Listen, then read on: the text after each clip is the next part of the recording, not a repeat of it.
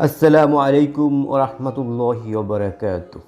আজকে আমরা আলোচনা করব হযরত নূহ আলাইহিস সালামের জীবনী এবং তার সময়ের মহাপ্লাবন, যে মহাপ্লাবনে সকল অবিশ্বাসীরা ধ্বংস হয়েছে। হযরত নূহ আলাইহিস সালাম হযরত আদম আলাইহিস সালামের দশম অধস্তন বংশধর বলে ঐতিহাসিকরা মত প্রকাশ করেছেন। তার বংশধারা হচ্ছে নূহ আলাইহিস সালাম, তার পিতা লামেক, তার পিতা মুতাশাওয়ালে, তার পিতা আখনুক, তার পিতা ইজ, তার পিতা মাহলাইল, তার পিতা কিনান, তার পিতা আনুশ, এবং তার পিতা হলেন শীশ আলাইসাল্লাম, এবং তার পিতা হযরত আদম আলাইসাল্লাম। হযরত আদম আলাইসাল্লাম, নূহ আলাইসাল্লাম, ইব্রাহিম আলাইসাল্লাম ও ইমরান আলাইসাল্লাম একই বংশধারায়। আল্লাহ পাক পবিত্র কোরআনে ইরশাদ করেন, আল্লাহ আদম, নূহ, ইব্রাহিম ও ইমরানের বংশকে দুনিয়ার মনোনীত করেছেন তার পরস্পর একই বংশে। সূরা আল ইমরান। হযরত ইদ্রিস আলাইহিসসালামের জান্নাতে চলে যাওয়ার পর 400 বছর অতিক্রান্ত হলো। এই সুদীর্ঘ সময়ের মধ্যে দুনিয়াতে আল্লাহর পক্ষ হতে আর কোনো নবী রাসূলের আগমন ঘটেনি, যার ফলে দুনিয়ায় আল্লাহ তাআলার উপাসনা করার মতো আর কোনো লোক রইল না। সকলেই অধর্ম ও ধর্মের নামে মূর্তি পূজায় লিপ্ত হলো। এমনই অবস্থায় আল্লাহ তাআলা দুনিয়াতে হযরত নূহ আলাইহিস সালামকে প্রেরণ করেন। হযরত নূহ আলাইহিস সালামের আসল নাম ছিল শকর। নূহ আল্লাহর দরবারে অত্যাধিক ক্রন্দন করতেন, এজন্যই তার নাম নূহ হয়েছিল। আরবি ভাষায় নূহ শব্দের অর্থ রোনাজারি বা ক্রন্দন করা। হযরত নূহ সম্পর্কিত বর্ণনা আল্লাহ তাআলা পবিত্র কোরআনে ইরশাদ করেছেন, নিশ্চয়ই আমি নূহকে তার সম্প্রদায়ের প্রতি পাঠিয়েছি। তুমি স্ত্রীয় সম্প্রদায়কে তাদের নিকট যন্ত্রণাদায়ক শাস্তি উপনীত হওয়ার পূর্বেই ভয় প্রদর্শন করো। আল্লাহ তাআলা ইরশাদ করেন, আর আমি নূহকে তার সম্প্রদায়ের প্রতি পাঠিয়েছি, তিনি তাদের মাঝে অবস্থান করেন 50 কম 1000 বছর। হযরত নূহ আলাইহিস সালাম 50 কম 1000 বছর যাবৎ দুনিয়াতে অবস্থান করেছিলেন। তার এই সুদীর্ঘ জীবনে তিনি নিজ সম্প্রদায়কে সত্যপথে আনার জন্য আপ্রাণ চেষ্টা করেছেন, কিন্তু মাত্র 40 জন পুরুষ এবং 40 জন স্ত্রীলোক তার প্রচারিত সত্য ধর্ম গ্রহণ করেছিল।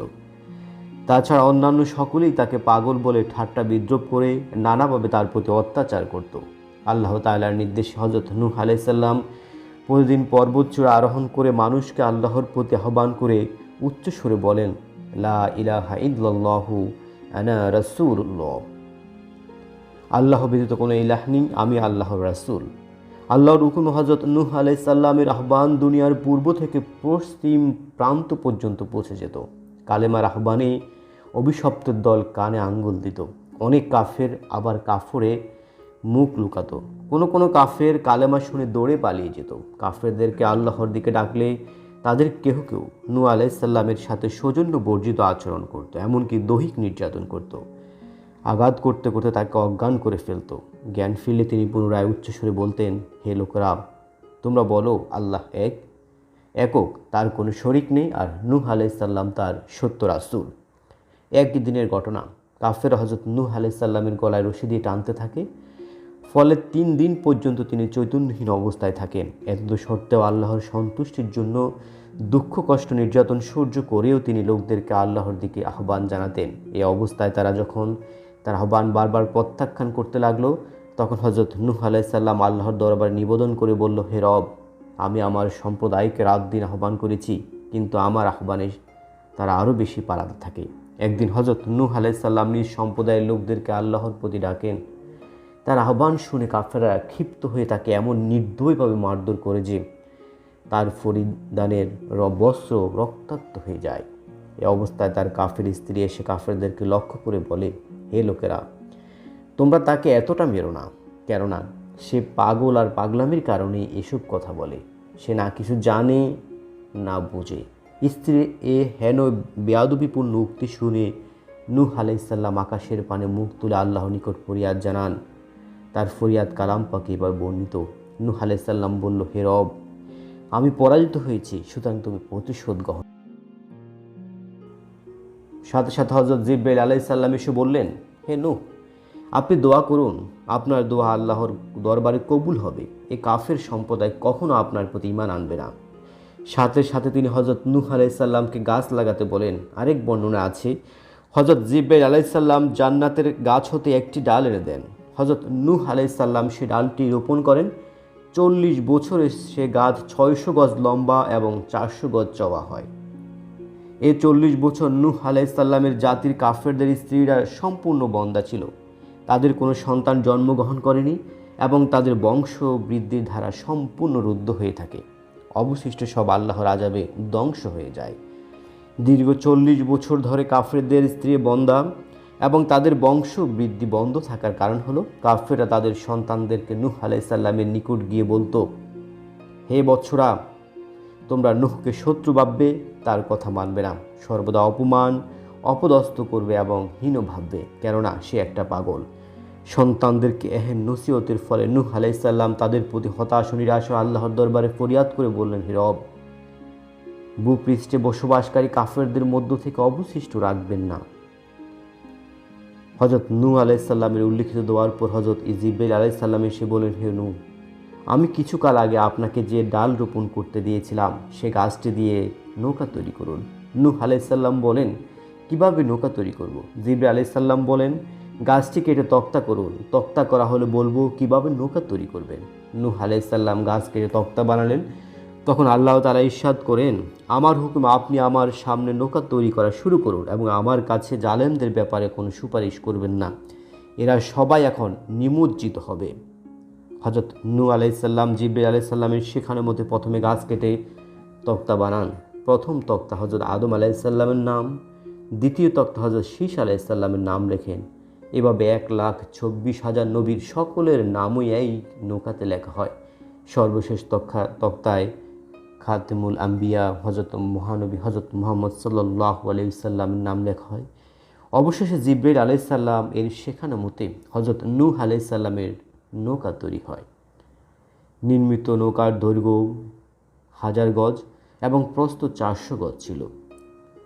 নৌকা তৈরি শেষ হতে দেখে কাফেররা হাসতে হাসতে বিদ্রুপাত্মক দুঃখ প্রকাশ করে। এ সম্পর্কে মহান আল্লাহ তাআলা বলেন, আর নূহ নৌকা তৈরি করছিলেন এবং তার সম্প্রদায়ের নেতারা যখন নৌকার কাছ দিয়ে যেত তখন তারা ঠাট্টা বিদ্রুপ করত।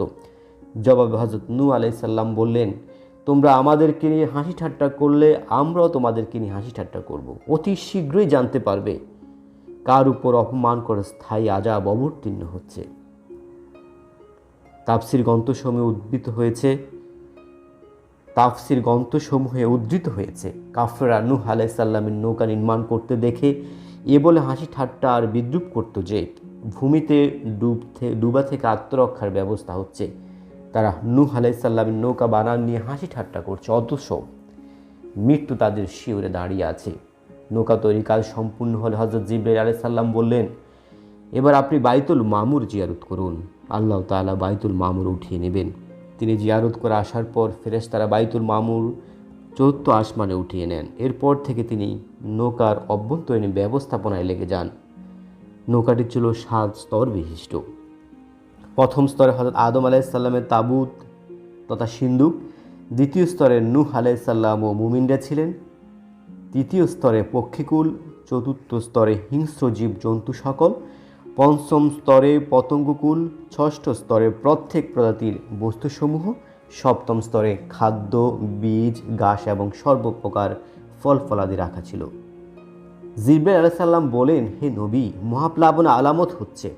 আপনার ঘরের চুলা থেকে সর্বপ্রথম গরম পানি বের হতে থাকবে। একদিন নূহ আলাইহিসসালামের স্ত্রী রুটি তৈরি করছিল। এই সময় চুলা থেকে গরম পানি উঠতে শুরু করে। তিনি জলদি গিয়ে নূহ আলাইহিসসালামকে সম্পর্কে অবহিত করেন। আল্লাহ তাআলা ইরশাদ করেন, এমনকি যখন আমার হুকুম আসলো আর সে চুলা হতে পানি উঠতে শুরু করলো, আমি তখন বললাম, প্রত্যেক প্রজাতির এক এক জোড়া এবং তোমার পরিবার পরিজনকে এতে তুলে নাও। জিবরাইল আলাইহিসসালাম সকল প্রাণীর এক এক জোড়া নৌকায় উঠিয়ে নেওয়ার জন্য নূহ আলাইহিসসালামকে বললেন। এতে নূহ আলাইহিসসালাম বিব্রত বোধ করে বললেন, বিভিন্ন প্রাণী দুনিয়ার প্রান্তে রয়েছে, সবগুলো কেমন করে একত্র করব?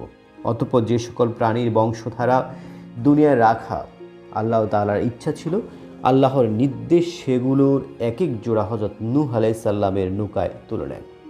তার পরিবারের যাদের সম্পর্কে আল্লাহর সিদ্ধান্ত চূড়ান্ত হয়ে গেছে তারা ব্যতীত আর সকলেই নৌকা আরোহণ করে।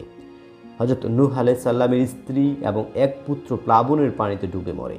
তার 3 পুত্র নৌকা আরোহণের ফলে বেঁচে যায়। নূহ আলাইহিস সালামের গৃহ মধ্যস্থিত চুলা থেকে পানি উঠতে দেখে নূহ আলাইহিস সালাম সাথীদের সহ নৌকায় আরোহণ করেন।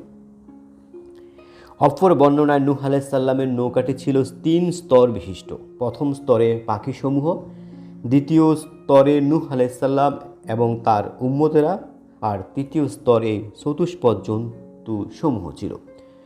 হযরত নূহ আলাইহিস সালামের 4 পুত্র। তার পুত্রদের মধ্যে 3 পুত্র সাম, হাম ও ইয়াফেস সহ সবাই নৌকা আরোহণ করে। কিন্তু তার পুত্র কেনান দাম্ভিকতার কারণে নৌকা আরোহণ না করে এক উঁচু পাহাড়ে আশ্রয় নেয়। সে বলল, আমি কোনো অবস্থায় নৌকা আরোহণ করব না। নূহ আলাইহিস সালাম পুত্র কেনানকে ডেকে বলেন, নৌকায় না উঠলে তুমি ধ্বংস হয়ে যাবে, কাজেই আমাদের সাথে নৌকায় উঠো। আল্লাহ তাআলা ইরশাদ করেন, নৌকায় এসব লোকদের নিয়ে যাচ্ছিল এবং এক একটি ঢেউ পাহাড় সমান উঁচু ছিল। নূহ পুত্র দূরবর্তী স্থানে দাঁড়িয়েছিল। নূহ পুত্রকে ডেকে বলল, হে বৎস, আমাদের সাথে নৌকায় উঠে এসো, কাফেরদের সাথে থেকো না। সে বলল, আমি কোনো একটি উঁচু পাহাড়ে আশ্রয় নিব, ওটা আমাকে পানি থেকে হেফাজত করবে। জবাবে নূহ আলাইহিস সালাম বলেন, আজ কোনো কিছুই আল্লাহর হুকুম হতে রক্ষা করতে পারবে না, তবে আল্লাহ রহম করলেন অন্য কথা। নূহ আলাইহিস সালাম কেনানকে লক্ষ্য করে আরও বললেন, বৎস, আজ আর কেউই ধ্বংসের হাত থেকে রক্ষা পাবে না। আল্লাহর গজবে সবাই ডুবে মরবে। আল্লাহর রহমত যার উপর পড়বে কেবল সেই আল্লাহর আযাব হতে রক্ষা পাবে এবং এমন ব্যক্তি হবে মুমিন। প্লাবনের দিনটি ছিল রজব মাসের 2 তারিখ। নূহ আলাইহিস সালামের গৃহে অবস্থিত চুলা থেকে গরম পানি উঠতে শুরু করে। এ সম্পর্কে মহান আল্লাহ তাআলা ইরশাদ করেন, তখন আমি আসমানের দ্বারসমূহের মুখ দিয়ে মুষলধারে বৃষ্টি জড়িয়েছি, জমিন বিদীর্ণ করে প্রস্রবণে পরিণত করেছি। আসমান থেকে গরম পানি বর্ষিত হলো আর ভূমি কেটে শীতল পানি উত্তোলিত হতে থাকে। এমনকি পাহাড়ের উপরে 40 গজ পর্যন্ত পানি উঠে নূহের ছেলে কেনান যে পর্যন্ত অবস্থান নিয়েছিল, পানি সর্বাগ্রে সে পর্বতে যায়। এ দেখে নূহ আলাইহিস সালামের হৃদয়ে পিতৃস্নেহ জেগে ওঠে। তিনি মনে মনে ভাবলেন, কেনান অবশ্যই পানির চাপে মৃত্যুবরণ করবে। তখন তিনি আকাশের দিকে স্বীয় চেহারা মুবারক উঠিয়ে নিবেদন করলেন, হে আমার রব, আপনি আমার সাথে প্রতিশ্রুতিবদ্ধ, আমার পরিবার পরিজনকে ধ্বংস করবেন না। আমার পুত্র কেনান এক্ষুনি মারা পড়বে। এই ব্যাপারে আল্লাহ তাআলা পবিত্র কোরআনে ইরশাদ করেন, নূহ স্ত্রী রবকে ডেকে বললেন, হে রব, আমার ছেলে তো আমার পরিবারের লোকদের একজন এবং আপনার ওয়াদা সত্য, আর আপনি সবচাইতে বড় উত্তম ও বিচারক। নূহ আলাইহিস সালামের নিবেদনের জবাবে আল্লাহ তাআলা ইরশাদ করেন, জবাবে বলা হল, হে নূহ, সে আপনার ঘরের লোকদের একজন নয়, সে অসৎ কর্মপরায়ণ।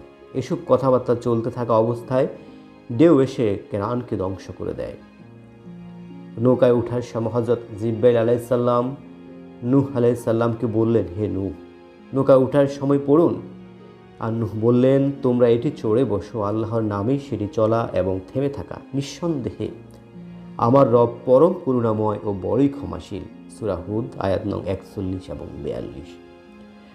উক্ত আয়াত পাঠ করার সাথে সাথে নৌকা প্লাবনের পানিতে চলতে শুরু করে। রজব থেকে মুহররমের 10 তারিখ পর্যন্ত মোট 6 মাস 8 দিন নৌকা অবস্থান করেন। এরপর আল্লাহ তাআলা ইরশাদ করেন, আর নির্দেশ হলো, হে জমিন, তোমার সব পানি তুমি চুষে নাও, এবং আকাশকে নির্দেশ করা হলো, হে আকাশ, থামো। তখন পানি জমিনে বসে যায়। যা ঘটার তা ঘটে গেল। নৌকা যদি পর্বত গাত্রে এসে ভিড়ল, আর বলে দেওয়া হলো, জালেম সম্প্রদায় দূর হয়ে গেল।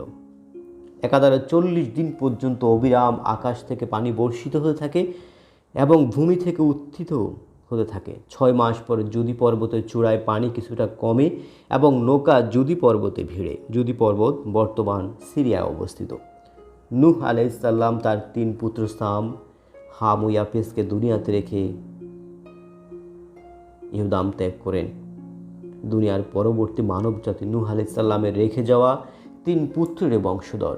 সামের বংশধর আরব ও অনারব এলাকার অধিবাসীরা, হামের বংশধর ভারত ও হাবশিবাসী, আর তুর্কিরা হল ইয়াফেসের বংশধর।